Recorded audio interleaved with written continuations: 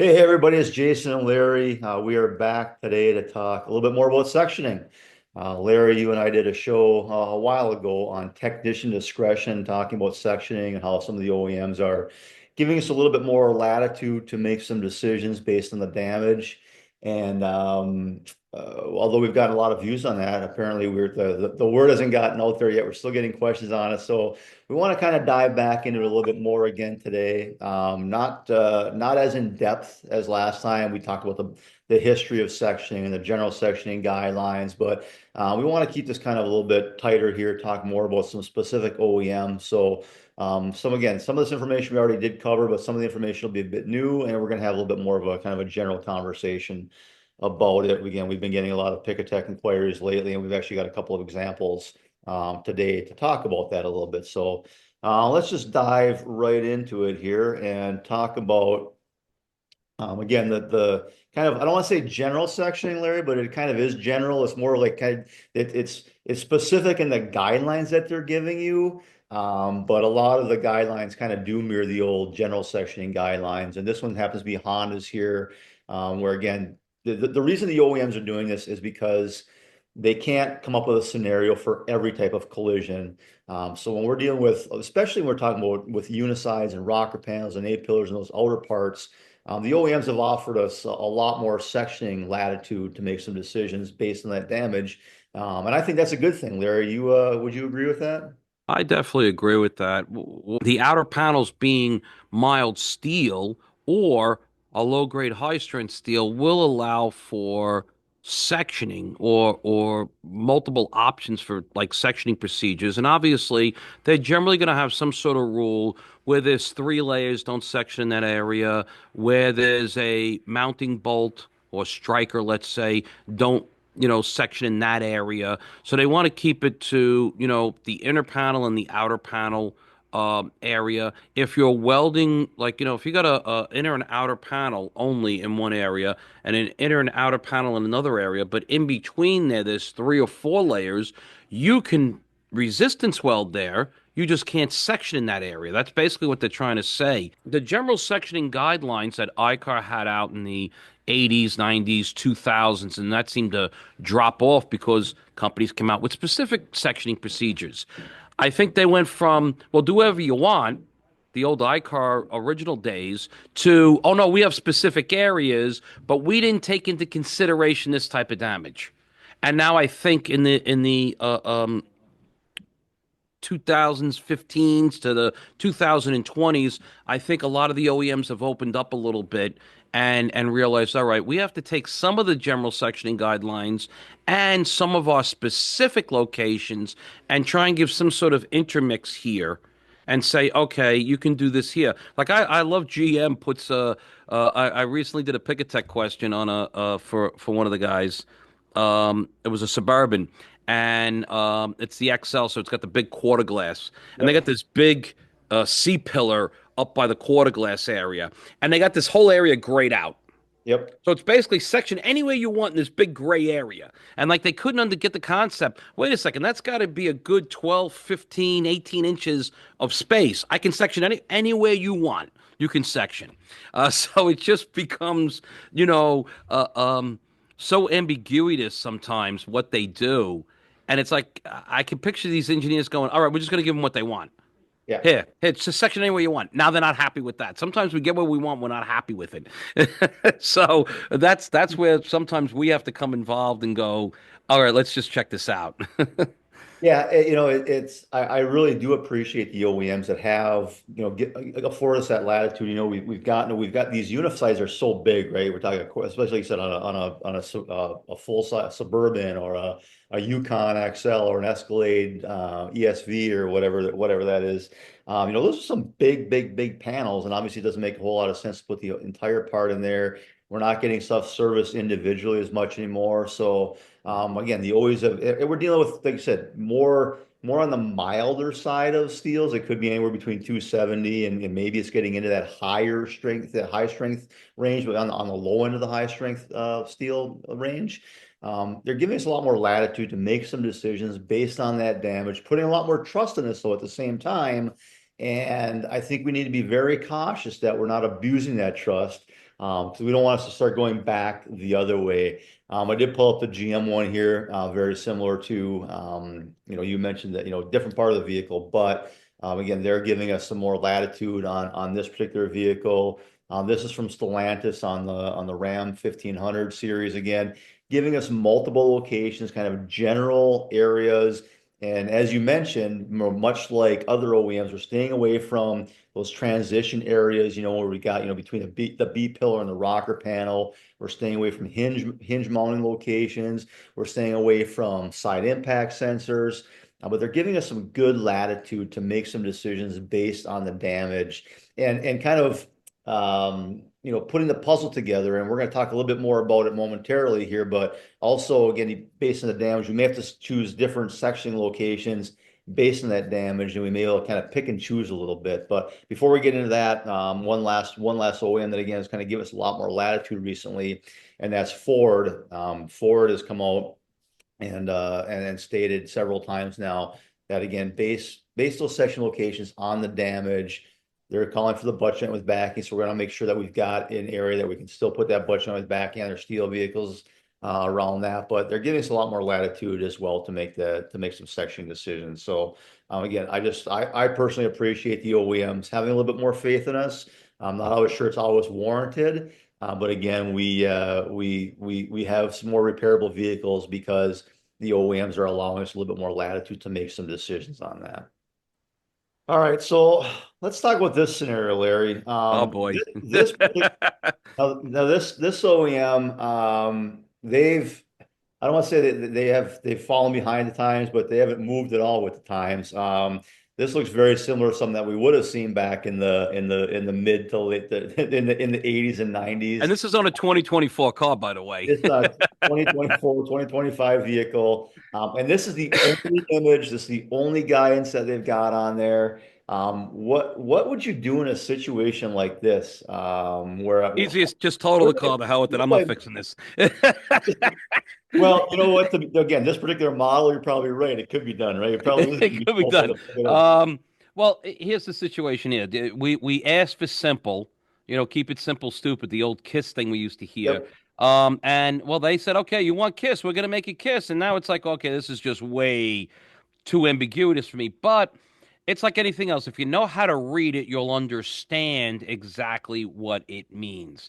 So basically, what it's coming up with. Now, if we take a look at other photos, there is vertical sectioning for like an A pillar, a B pillar, and even the quarter panel can be gone down into the rocker in this particular case. So now you have overlapping procedures of the quarter can be cut this way or vertically in the door opening. The B pillar can be the normal, like we saw in the other pictures, vertical in the door openings, but also go at the top of the B pillar. And then arguably, you could change the B pillar up at the top B pillar area, but also section at this bottom horizontal cut and where it meets up with the rocker. Or you can go down and do the old door opening area with the other pictures. But in this case, this guy had a rocker panel that was damaged. What do I do with the rocker? Well, here's the option for the rocker to go straight across the entire panel with an open butt joint, because I do give you the welding parameters in a different section there. It tells you how many resistance welds and or plug welds you're going to have to use based on, the number and location area, which I believe this is kind of like more one-to-one. If I remember correctly reading this, I don't have it in front of me to tell you exactly what it is, Yeah, but I think it's one-to-one. for spot welds are still calling for 30% more, but for plug Yeah. welds, one. So it's one of these things where sometimes you're overwhelmed, you don't realize it, you need a second look at it, and that's once again that's where I'm not trying to sell anyone on Picatech, but I mean this is where Picatech comes in handy, and we'll look at it and answer you in 2 seconds and go, no, you can cut it straight across. So Yeah. sometimes people just needs that proverbial pat on the back. It's like, did I read this the right way? Am I looking at this the right way? Yeah, and again, that's it's the old phone a friend. Kristen's been talking about that for a long time, right? And that's what it is, phone a friend. And again, just having someone else kind of take a look at it and give you assurance that yeah, we're both interpreting it the right way. We've talked to the OEM about this in the past and leveraging that insight. Now another thing that we need to do is we need to from time to time. Now this particular OEM has got specific section locations, right? So now we're kind of Yes. getting away from the general. But the other thing that we may need to do based on the damage is look at multiple procedures, okay? This is two procedures. This one on the top here, this is Hmm. for the A-pillar sectioning procedure. The one at the bottom here is for a rocker panel section procedure. We just got a question the other day saying, okay, what if I've got damage that, we'll use our A pillar, for example, right? Our Hmm. section location here we've got a measured location from this particular hole forward. But what if I've got damage in this area? So along with my A pillar, I've also got damage in this area. Can I flip over to the rocker panel procedure and make my cut line in this location? Yes, you could do it off of B if you had to. Yep. You So could go sometimes, B, I mean, technically, look, I mean, I don't know how this would ever happen, but you could actually go between A in the top picture and B at the bottom picture and replace, like, literally what looks like to be maybe 10 to 12 inches of metal in that one area on the outer panel, if you technically had to do it that way. So, they do give you a lot of latitude to what you want to section. So, I mean, if you had the A pillar, rocker panel, damaged up until where it reaches up at the B pillar, you could section the A pillar, skip spot A, and go to spot C if you wanted to, which yep. would involve obviously doing something on the B pillar there. And I don't have the B pillar sectioning to see if it's vertical. I mean, if it's a horizontal cut at the bottom or you got to go up to the top. But regardless, you can add these A, B, C, and even D pillar sectioning procedures and figure out exactly what you need. I mean, I remember one time someone had roof damage to a car that something had fallen on it, and they needed the upper outer roof panel area, the uniside upper outer uniside panel. And they're like, "What do I do?" I said, "Well, you know all the sectioning that they have for the A pillar, B pillar, and the quarter panel? Yeah, yeah, yeah, yeah. Well, the stuff that all gets left on there." Yeah, that's what you're going to section. So the same spots you would use to put the quarter, the B pillar, and the A pillar on, now you're leaving those panels on, and you're doing the sectioning upward. That's all you're doing. So, oh, I didn't. Oh, you know what? I'm a dummy. I should have realized that. Oh, I see what you mean. Sometimes it's just a different perspective looking at it, Yep. and you can figure it out that way. Yeah, I think the biggest thing here is again, we want to make sure that, reference more than just that particular part procedure, right? So again, if I've got A pillar damage, I'm looking to section the A pillar in. If my damage extends beyond the cut line location, look in the rocker panel, look in the B pillar, look in the quarter panel, look in multiple locations and kind of build that kind of jigsaw puzzle, put that back together and do what makes sense. So again, follow the OEMs for the specific cut line locations, or again, in the case of the Hondas and Stellantis and the Fords of the world, in that general area. But do what makes sense based on the damage, and then again, making good quality welds and good practice welds, and you should be on your way. Now there are scenarios where this doesn't apply. So again, a lot of the OEMs have gone towards this. The general is the kind of the best phrase for it. I don't love it because I think it harkens too much back to the Right.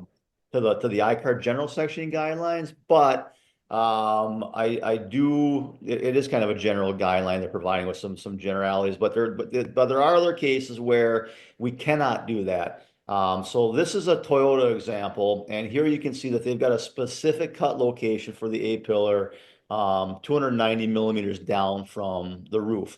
Now, if I Right. look at another document that's available from them in one of their crib bulletins, approved methods, sectioning at specified locations, prohibited methods, sectioning at non-specified locations. So in this particular scenario, we can't just arbitrarily decide like, well, my damage extends beyond that 290 millimeter cut line location. Can I Then the roof would have to come something off in else? this case. Then you can't do it. So Yeah. it's gonna vary from OEM to OEM, but they do give us some latitude in a lot of cases. Toyota does not. But again, a lot of the other OEMs are getting a little bit more liberal with their guidelines to help us repair more vehicles. And again, just it's a matter based on that damage because again, they cannot create scenarios for everyone, but they're trusting in us that we are looking at the information, gathering all the things that we need to do, make sure we get the proper electrical wire, that we're sectioning, the joint is proper. They're still putting a lot of faith in us, but they're giving us a lot more latitude to make some decisions on our own based on the damage. Well, I appreciate your time, Larry, today as Thanks for always, having me. and all of our viewers, thanks for tuning in. If you've got other topics you'd like us to cover, please drop Larry a message, drop myself a message, send Chris or something, Collision Hub on the social channels, wherever. We want to develop content for you that you can use on a daily basis. And again, we're getting a lot of these inquiries from our Picatech customers that are calling on a regular basis. So we figure if Hal's got a question, somebody else has got a same question Yep. somewhere else. So we want to try to cover it that way. So again, reach out to us. We're always happy to help. And until next time, Yep. See you guys next month. We'll be back. Thanks. sounds good. Bye. Take care. Bye bye.